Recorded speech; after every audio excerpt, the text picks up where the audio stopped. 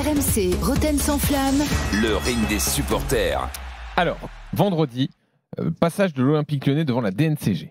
Alors, Édouard G nous a envoyé plusieurs infos. Ce qui fait peur à tout le monde, c'est que la dette du club ne fait qu'augmenter, alors qu'il y a eu déjà plusieurs sessions, plusieurs réorganisations, mais à l'arrivée, la dette qui était en 2021 de 290 millions d'euros est à 505 millions d'euros. Donc, en gros, grosse paille. Voilà, une grosse paille. Bon, il y a plusieurs raisons à cela, notamment la masse salariale qui a continué d'augmenter parce qu'il a fallu recruter des joueurs en janvier pour sauver le club. Et donc, il y a plusieurs hypothèses de travail qui sont avancées pour passer devant la DNCG. Projet de plan de départ de 90 personnes de l'administration, vente départ de Crystal Palace, apport en capitaux propres grâce à la vente de certains joueurs de toute la galaxie Eagle, l'introduction à la bourse de New York et donc la vente de joueurs même dès le mercato de janvier. Bon, tout ça, ça fait peur, c'est inquiétant, même s'il y a une espèce d'élan d'optimisme qui circule à Lyon pour dire que voilà, une source a dit à Édouard G, c'est un type chanceux, donc il va s'en sortir. Sachant qu'en plus, lui-même a publié une photo de lui dans l'avion, direction les Bahamas. Donc voilà, John Textor, ça l'empêche pas de dormir. Vous, supporters lyonnais, est-ce que ça vous empêche de dormir? Anthony est là, il monte sur le ring des supporters, Jérôme au 32-16. Salut Anthony. Ouais, salut Jérôme. Salut Bienvenue Anthony. C'est Anthony Bon. Lopez. Alors qu'est-ce que tu en penses? Non, c'est pas Anthony Lopez, j'ai un nom en consonance comme lui en plus. Et j'étais gardien de but. Ah, bon, bah comme ouais, quoi. ça fait les points communs s'arrêtent là. Bon. Est-ce que ça m'empêche de dormir? Non. Non, parce que j'ai quand même une vie à côté et que heureusement que je me jette pas par la fenêtre à chaque fois qu'il y a une merde à l'Olympique Lyonnais, parce que depuis 10 ans, je me serais suicidé une quinzaine de fois. Mais ouais, super inquiet parce que vous venez de résumer, c'est-à-dire que on avait une dette en gros à 300 millions d'euros qui est passée à 500 millions d'euros alors qu'on a vendu la LDLC Arena qui était censée être un des apports les plus importants dans les années à venir, qui devait rapporter vraiment beaucoup, tout comme le stade qui, ça se trouve, on ne remboursera finalement jamais. On a vendu les féminines qui étaient soi-disant, c'était factuel, elles étaient déficitaires et elles vivaient grâce aux apports du foot masculin. Et on vend tout, mais on continue à perdre de plus en plus d'argent. Donc oui, je suis assez inquiet. J'ai vu la photo apparemment, il faut l'appeler Tex 44 maintenant, partir aux Bahamas. Donc je vois que la situation du club le préoccupe vraiment.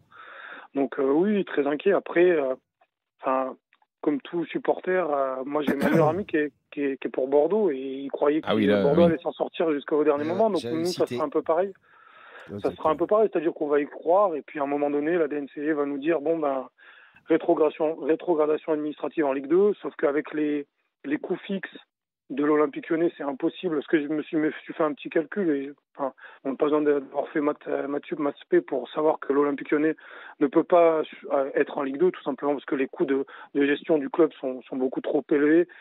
Donc c'est impossible. Donc pour moi, l'Olympique Lyonnais joue sa survie vendredi et dans les 2 mercatos qui suivent, ainsi que sur le championnat. Moi, mon seul espoir, c'est qu'en gros, on en discutait avec Max là hors antenne, c'est de faire un perfect, c'est-à-dire se qualifier pour Ligue des Champions, que Botafogo gagne la Libertadores, parce que je crois que c'est 40 millions, faire beaucoup de ventes. Et... Du coup, tu es supporter de Botafogo maintenant aussi. J'espère qu'ils vont réussir. Après, je ne regarde pas le championnat brésilien. Anthony, tu as raison d'être moyennement optimiste, parce qu'il y a déjà eu une première épreuve qui avait été passée par le chat d'une aiguille. Hein. Ça avait été juste. Il y a eu quelques sessions, tu l'as rappelé, la salle, le Barcola, entre autres, ou Malaugusto, des joueurs qui ont été transférés. Mais aujourd'hui, si tu transfères des joueurs en voulant te qualifier pour la Ligue des Champions, si tu transfères des joueurs, Anthony, tu vas forcément affaiblir ton équipe. C'est mathématique. Donc je comprends. Et puis, dans le même temps, ce qui est le plus inquiétant, c'est que tu as pris 200 millions de dettes de plus. C'est ça. Alors depuis, il y a eu aussi l'échec Média Pro, il y a eu le Covid, il y a eu des choses aussi pour expliquer ça. Beaucoup de clubs français sont en difficulté aussi, c'est ça que je voulais dire. Oui, j'entends bien, mais tu as pris 200 millions derrière la tête. Et Steve, toi, ça te fait penser à Bordeaux? Bah oui, forcément, c'est catastrophique. Moi, honnêtement, hein, je lisais les articles, s'ils rapportent 200 millions, mais c'est-à-dire en cash, et c'est ça que j'ai du mal à comprendre, c'est que la DNCG prend des garanties en disant oui, mais on va ramener et on met ça sur plus ou moins. Alors, c'est pas des comptes séquestres, mais en plus, on a des actifs, on va amener de l'argent. Non, mais dans quelle économie on vit? C'est pour ça que ça se casse la gueule.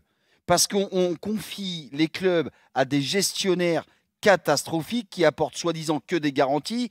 Je pense justement à Lopez, là, on revoit encore ce qui se passe. Là, il y a encore son club là, qui va tomber. Moi, je le dis honnêtement, j'ai de grandes craintes. Il va tomber plus bas encore, oui. Ouais, j'ai de grandes craintes pour l'OL, financièrement, parce que je regardais les actifs joueurs.